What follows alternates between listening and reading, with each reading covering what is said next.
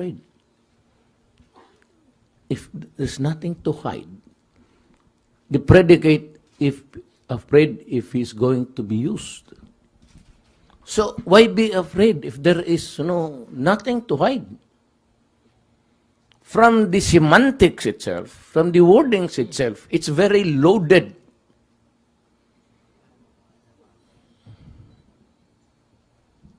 Very loaded. You can really catch the... Why would she say that? That she is afraid that he would be used as a witness against her. Why give importance even to this statement if you have nothing there? You see that mentioning it at all. I would just say, I've never authorized you. I never gave you any authority over that. But what would you say about being afraid of being used as a witness?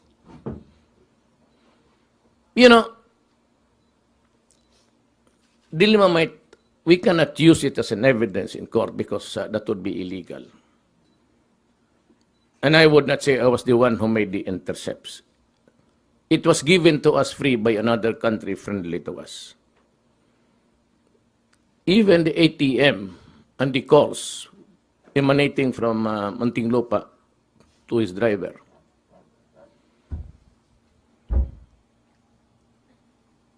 And I told Dilima, I was listening to you. And if she would face me, kaming dalawa lang, the two of us, and I would tell her. Explain to me your immorality and explain to me your connection with the drug people. And why is it that during the birthday of one high-profile inmate, you went ahead inside with your driver and celebrating with the rest of the inmates a party inside the prison?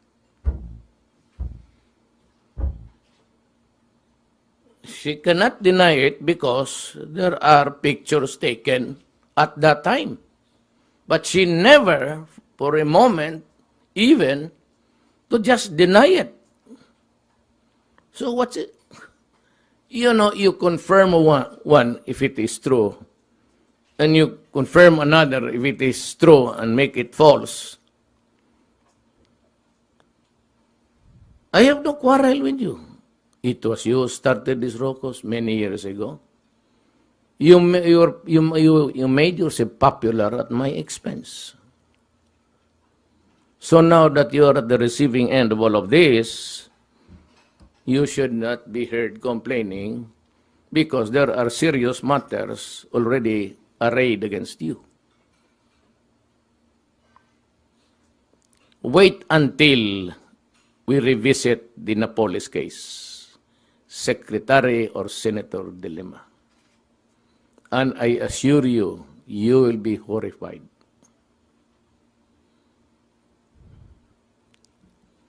Wait until that probe goes along, even in your own committee. Because I will start to mention the names of those you ought to subpoena and to appear there to testify. That the committee that is being headed by you. And of course, there's another parallel hearing being conducted at the lower house. You are in a bind. Please think it over, seriously. Do not open your mouth unnecessarily. Because by the words that you have framed, it's already defensive. That she is afraid, or he is afraid that he would be used as a state witness against you. So, why would you be afraid?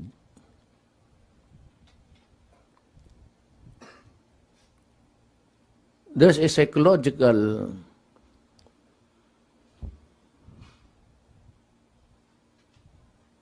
it's just like saying, I am afraid that I'll be forced to tell the truth. Although forced, but still the truth. Kasi that's a problem. You know, because if I'm called, I'd be forced. Of course, it's forced. The subpoena is a force. You do not obey it, you're cited in contempt.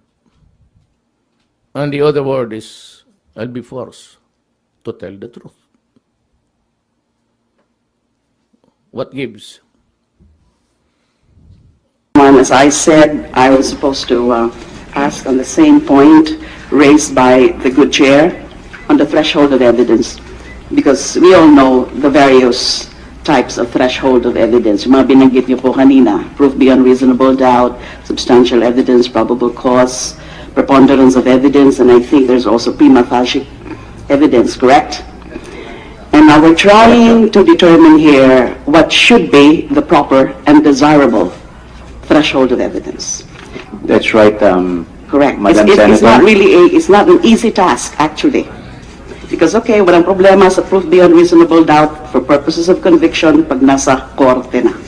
Meron din ho ngayon ongoing debate on the required threshold of evidence at the preliminary investigation stage. And I think you guys know that, particularly Senior State Prosecutor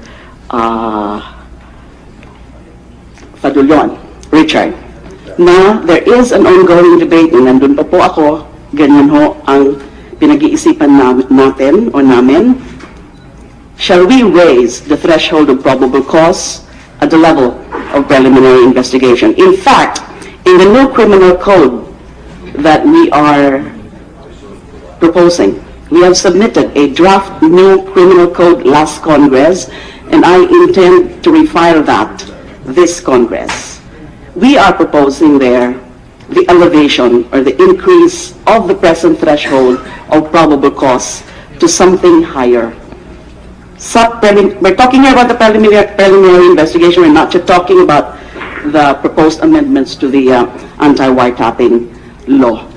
So would you agree? May I know the position of the good Secretary of Justice now as to whether he agrees with that proposal to increase the threshold of probable cause to something higher in between probable cause and proof beyond reasonable doubt. Of course, it cannot be proof beyond reasonable doubt. Baka wala na ho magpa-file ng kaso sa preliminary investigation level pa lang dahil mahihirapan ang pag-prove. But it should be something higher para naman hindi rin naaabuso ang pagpa-file ng kaso na medyo mababa ang threshold o kaya para kasi the way I see it, the assessment of why there is poor performance generally in terms of conviction, although depende ko kasi sa mga kaso, may mga kaso mataas ang conviction rate, meron din mababa, especially drugs cases. Pag probable cause lang ho kasi, sometimes may tendency kasi na after the preliminary investigation stage, tatamarin na yung mga investigador, tatamarin na yung mga prosecutor na kumuha pa ng more evidence, mag-case build up pa para ma-achieve yung proof beyond reasonable doubt. Right? Pero kung sa PI level pa lang, taasan na natin ng konti, hindi na malayo yung habulin na threshold on the proof beyond reasonable doubt for conviction purposes. So may I know your position on that before we tackle anti-wiretapping? Before you respond, Secretary, I'd like to acknowledge the presence of the billionaire in the House, Senator Manny Pacquiao. Please respond. Please proceed, Secretary. Good morning, everybody. Good morning, Madam Senator De Lima.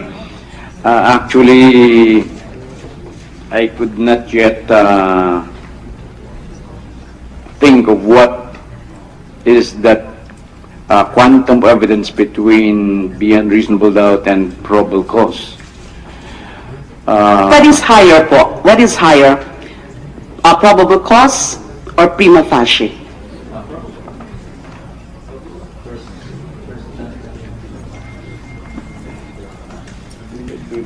May I know the answer, Secretary Aguila? Hindi po ito recitation. Miss ko lang yung pagka-professor ko. Mas mataas pa po ata yung probable cause kaysa rin sa prima facie. evidence. Kaya at this moment, I could not yet give my personal opinion about this matter because I have yet to know ano ba itong threshold ng below beyond reasonable doubt but higher than probable cause. May I ask also Senior Deputy State Prosecutor Padulyon, what is your stand on the matter? Are you in favor of trying to increase the probable cause threshold to something a little bit higher but less than proof beyond reasonable doubt? Good morning, Madam Senator. Well, like my boss, Secretary of Justice, we have to weigh things very carefully because if at present the threshold is probable cause, the realities are that our police officers, our law enforcers are having difficulty already trying to reach that quantum of evidence. If we raise the bar, yes, we limit the cases that will be filed, but it makes it more difficult for our law enforcement to be able to deliver and file the cases that they need to file. On the other hand, you are correct, Madam Senator, when you said that by increasing the bar, increasing the threshold now, it would bring it closer to proof beyond reasonable doubt. But then again, when it reaches the court, anything which falls short of proof beyond reasonable doubt will still result to an acquittal. So it's really a matter of trying to balance both where we can make sure that law enforcement will be able to still do their job, not make it difficult for them, but at the same time ensure that we are still able to get the evidence that we need to secure a conviction. Okay, so if there is no higher threshold than the probable cause that can be thought of, to remedy the situation, well, I think the best remedy, of course, is that both the law enforcers and the prosecutors should really take earnest efforts in doing case build-up of cases when these cases are filed with the courts, correct? It can be either the good secretary or... Sorry. Actually, I could even go further than that. We should assign prosecutors, as they are doing in the United States, even during the police build-up a case. Oh, that's you, Secretary Aguirre, because there is another bill that that was filed during the last Congress, and I think I already refiled it, and if I have not refiled it yet, I intend to refile it, the criminal investigation bill, where I think the scenario that you are thinking of is contemplated in that. The criminal investigation bill where both prosecutors and law enforcers would work hand in hand as early as the gathering of evidence, as early as the case build-up stage. So that seems acceptable to you, such a proposition? Very acceptable to us. Thank you so much. We'll have another hearing on that. When that bill of mine is taken up in my committee, then I will certainly invite you as a key resource speaker. Thank you very much. Next point. Now let's go, please. I have a Thank you. question, clarificatory question, Madam Senator. Kung ganun ang situation, yung prosecutor is with the law enforcement agent in building up the case, paano siya maging objective pag napunta sa prosecutor's office yung case to establish probable cause prior to the filing of information? So, kasi part siya ng build-up ng evidence, pag build-up ng evidence, baka hindi siya maging objective. Yes, Mr. Chair, that is addressed actually in my proposed bill, but I don't want to impose on the time of this committee to really discuss it, but may I just assure Senator Lacson that that is actually addressed in my proposed bill. Although Thank you, Madam. if the mechanics that is proposed in that bill is not acceptable or may not pass, maybe at the committee level or at the plenary level, the simple answer to that reservation is that you assign different prosecutors in the case build-up stage, and I used to do that already during my time. Whenever I created task forces, I made sure that prosecutors had those task forces assisted by investigators most of the time. Very loaded. you know, you can really catch the... Why would she say that? That she is afraid that he would be used as a witness against her. Why give importance even to the statement if you have nothing there? Afraid. If there's nothing to hide, the predicate if afraid if he's going to be used. So why be afraid if there is nothing to hide? From the semantics itself, from the wordings itself, it's very loaded.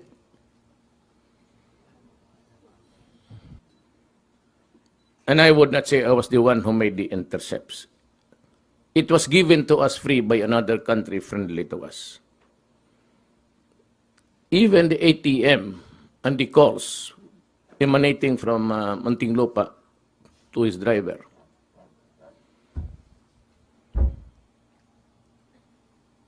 And I told Dilima, you see that be mentioning it at all? I would just say, I've never authorized you. I never gave you any authority over that. But what would you say about being afraid of being used as a witness? You know, Dilima we cannot use it as an evidence in court because that would be illegal. I was listening to you. And if she would face me, kaming dalawa lang, the two of us, and I would tell her, explain to me your immorality and explain to me your connection with the drug people. And why is it that during the birthday of one high-profile